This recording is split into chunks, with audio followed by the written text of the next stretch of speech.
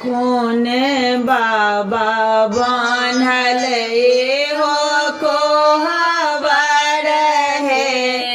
जान कपूर को बर कोने बाबा बान्हल हो को हबर है जान कपूर को हबर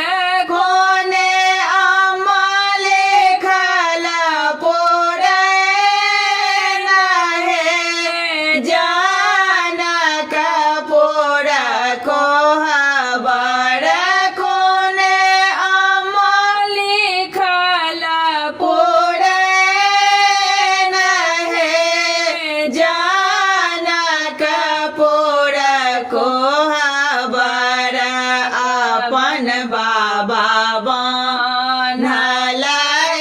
हो नब को हबर जनक बाबा बान्हल हो नब को बर सुनैन अमल खल पुरैन है जनक पुर को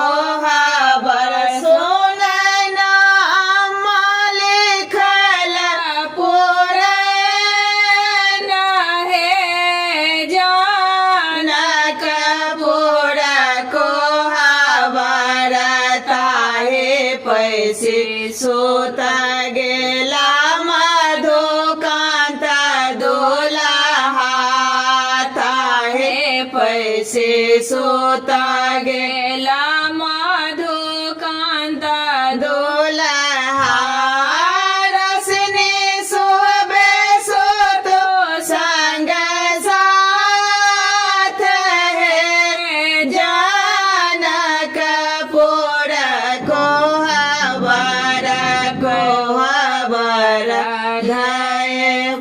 गेले ठार है जानक पुर को हबर बैसो बैसो फला दाए लाल पलंगा बैसो बैसो ऐ हब भौजो लाल पलंगा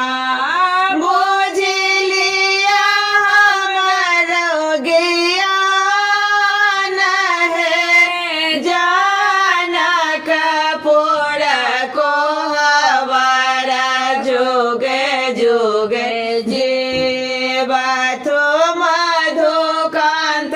दुल्हा जोगे जोगे जे